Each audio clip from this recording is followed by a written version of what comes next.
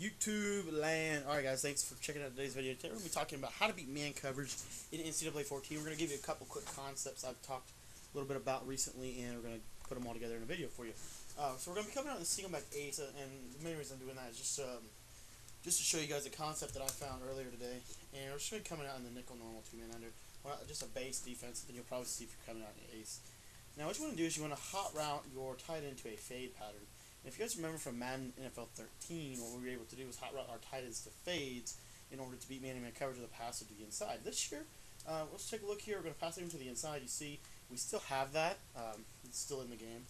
So you can definitely use that. One thing they did take out, though, this is actually probably the main reason you can do the fades a little more.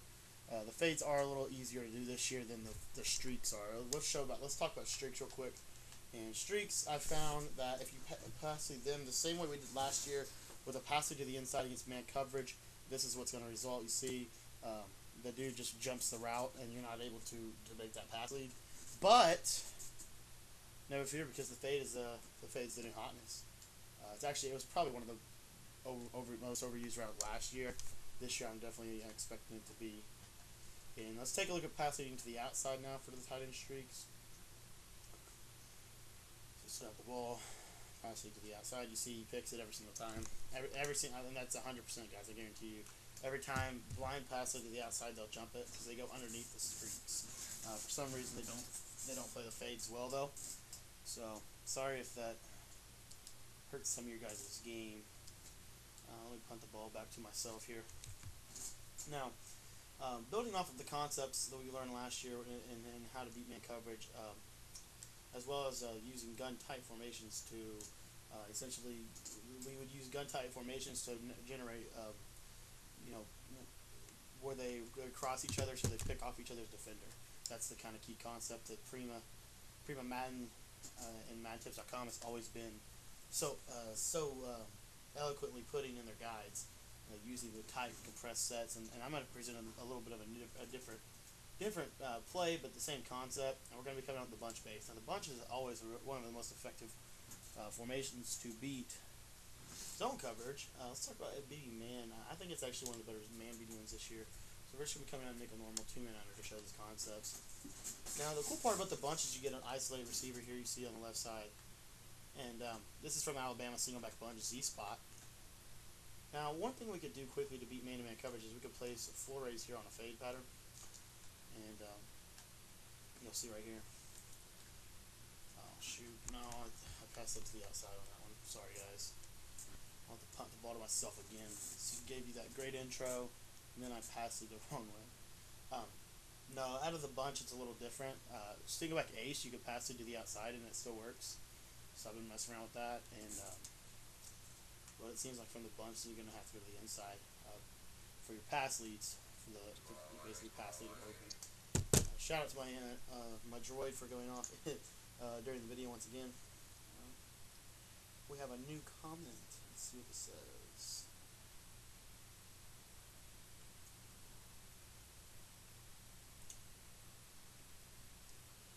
Maybe have 2 intros. 30 seconds isn't that long for a 15-minute game commentary, but for a 2-minute tip video, it might be.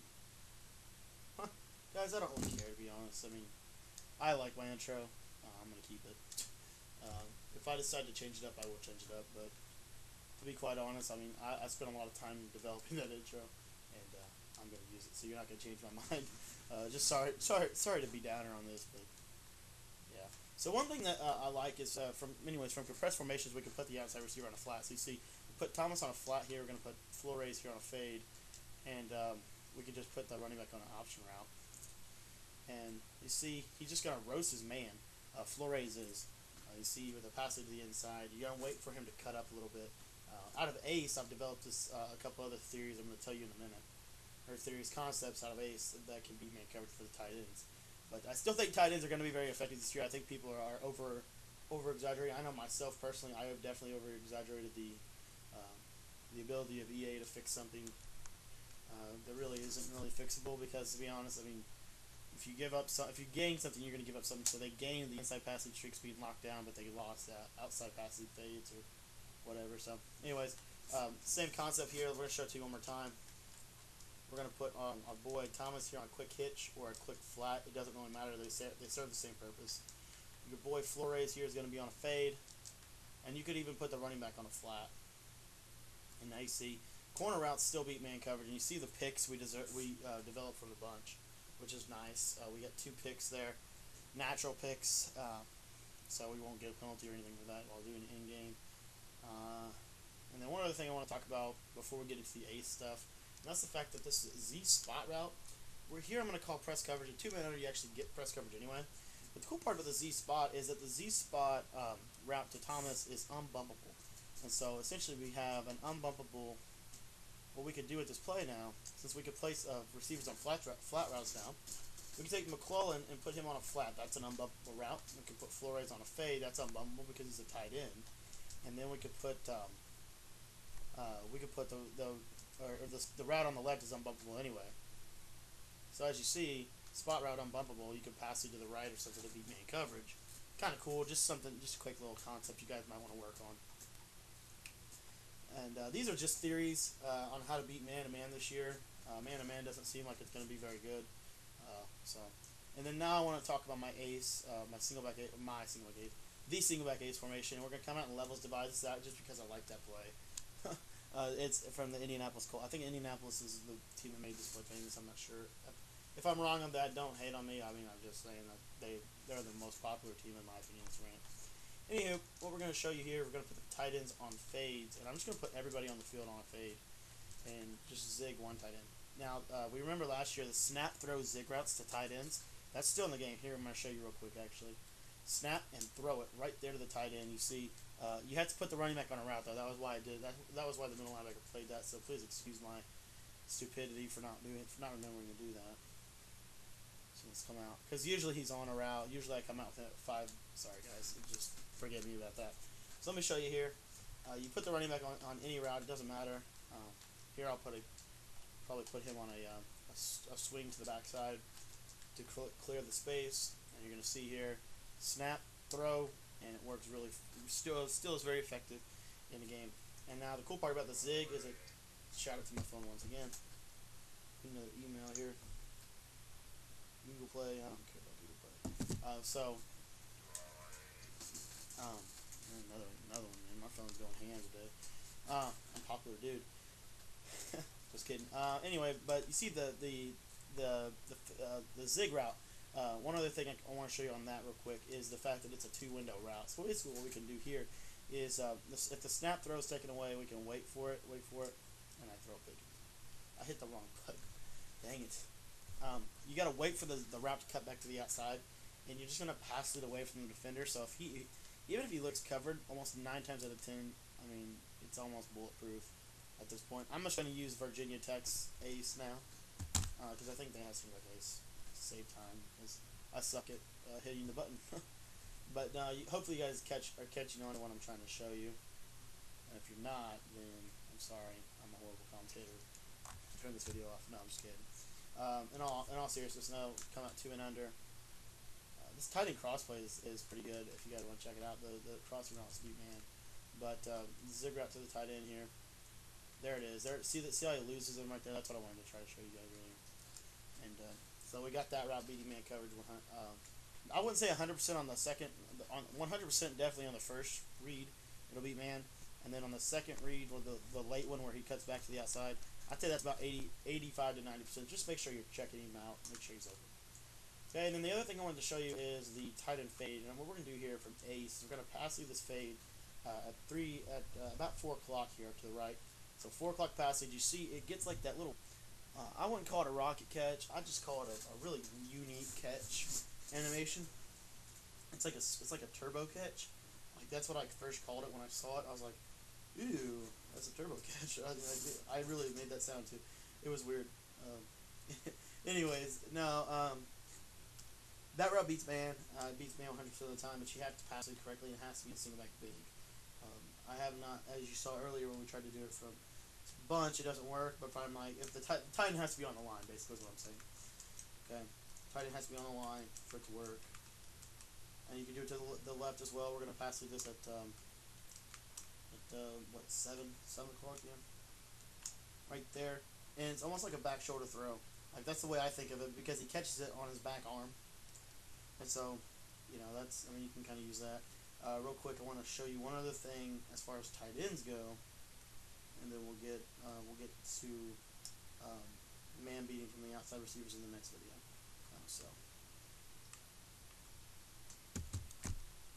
And these are just routes that you want to kind of unique routes you wouldn't think about. But the standard stuff still works, like the zigs, or not the zigs, but the slant routes to tight ends. They beat man for 3 or 4 years, I think. They still do. And then like deep out routes, they beat man. Every stock route, like you can put a dude on, beats man coverage this year, except for the streaks, which is kind of weird. I do want to touch on one thing before I go from the slots. So if you guys can if you and I can like connect virtually, don't let me forget that.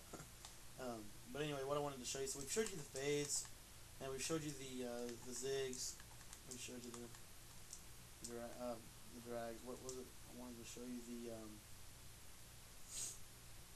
shoot, I can't remember. Come on, guys, it was your job to remind me. Come on. Dang it. Oh, that's right. It was the snap throw drags, because we know drags beat zone, but this is a way we could throw to beat man. So we're just gonna snap and lob the drag, snap, lob, and as you see, he gets that unique tender spot of the field, and we can just use that to our advantage. Now, one way that I've noticed from last year, common concept to stop tight end streak, or not tight end streak, but tight end snap throws, were to drop your dudes into hooks. So you drop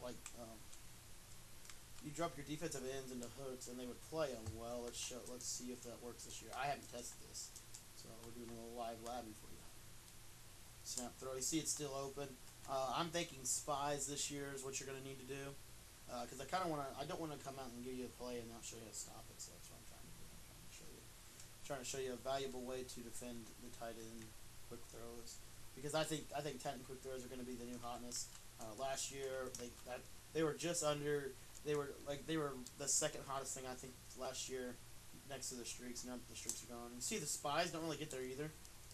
So you might have to drop your defensive tackles. The reason I'm trying to show you guys this is because I want you to start working on this stuff, because we're gonna drop one into a hook, one into a spy. We're gonna throw to the most open receiver team. Man, that's gonna be tough to stop. So you're gonna have to put them in spies. You're gonna have to put your 2 defensive tackles in spies, and also use them in a linebacker to stop this. Let's see how zone does against them. From what I remember, zone did nothing really against it. It was even better against zone. So just trying to remember what I have to start writing stuff down, guys. I run so many plays. I run out of ideas. Anyway, snap throw to the right. Yeah, that's pretty good. So quick throws of the tight ends are going to be the new hotness this year. I think they should have been even higher last year, but make sure you guys are working on that. That's going to be good. And also, I think the way to defend it would be to drop 2 spies into your D lineman. Anyway, that does it for the tight end streaks, and then I want to show you one other thing. Thanks, guys, for reminding me, by the way. This is something that Truth from at the time his website was called AskMadden.com. I don't know if it's still up or anything. But one thing he did in Madden 12 was he was doing he'd motion snap his left side receiver to get him off the jam, and then use their catch, and it would be open every single play. Well, I found a way to do that, a similar concept to that in this game. So we're going to baseline, we're going to press so that we get that press animation. And we're going to motion snap Nelson one step, snap the ball, pass it to the inside, click on, and you're going to jock for the ball like that. You see that? That's pretty cute. Give myself props for that. Because it didn't work last year. It didn't work very well for me last year.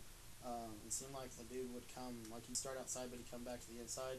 So this now adds to our arsenal, because we could do something like this, where we put this dude on a streak, this dude on a drag to hold the yellow zone in case it's zone, the backside dude on a curl or a comeback, and then the other side dude on the comeback. So we have 3 user catch options, and it's just wherever the user defender's not, we can just throw it at. So pretty good video. Hope you guys can enjoy this video. I would definitely start thinking about the shotgun normal Y slot or the normal or the doubles or whatever you want to call them, but just something where you could motion snap that dude, and then you could have like a quick throw to the tight end. So let me just give you like a quick idea of something you might want to think about doing.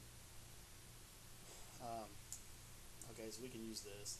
So just imagine that the dude on the left's off the line, but what you do, because it basically just come out in the Oregon doubles, and then you have the stock fade on the HB angle play. Stock fade on the left side is gonna beat man. So you could come out in that, and what you do is you put Nelson on a fade. Let's just imagine that this is that play. So you'd have Nelson on or the left side receiver on a fade, left slot on a streak, tight end on a zig, backside on a comeback, and then the running back would be over here on the other side. So we're gonna motion him up to simulate that, and put him on a flat, and that's basically your play. And the cool part is it's gonna be tough to stop, guys. It really is, because the user catches are going to be really good this year. I guarantee it. So that's gonna be a tough offensive stop. That's a quick concept. I'm actually going to revisit that play when I do my Oregon's offensive scheme breakdown. We'll talk a little bit about that play. So, anyways, guys, hopefully you guys learned something from this video. This has been a video about beating man coverage in NCAA 14. Hopefully this stuff holds true to Madden. I don't know if it will or not, but like I said, the tight end throws are still here. You just kind of have to use them a little differently and throw a couple different routes. But tight ends are certainly effective in this year's game, and you definitely want to have them in your arsenal. Make sure to check out our annotations on the top of the screen if you guys have missed any of our video content. Also, one other thing, guys, before we leave, I really do enjoy seeing likes and new subscribers and comments on my videos. It lets me know that you guys are enjoying them. So I would appreciate some comments, some likes, and some new subscribers from this. Like I said, if you guys want to subscribe, what that basically means is if you're looking for NCAA or Madden content, you'll get it from this YouTube channel, and you'll be notified when you come to YouTube as soon as we upload a video. So it's going to be pretty cool. I think I've uploaded the most NCAA 14 videos out of anybody on YouTube, so I'm pretty proud of that. Anyways, guys, we're going to get back in the lab, start working on some other concepts, working on some other things for you guys. Full offensive scheme coming tomorrow morning out of the Oregon Ducks offensive playbook. Hopefully you guys enjoyed this video, and we'll see you guys next time.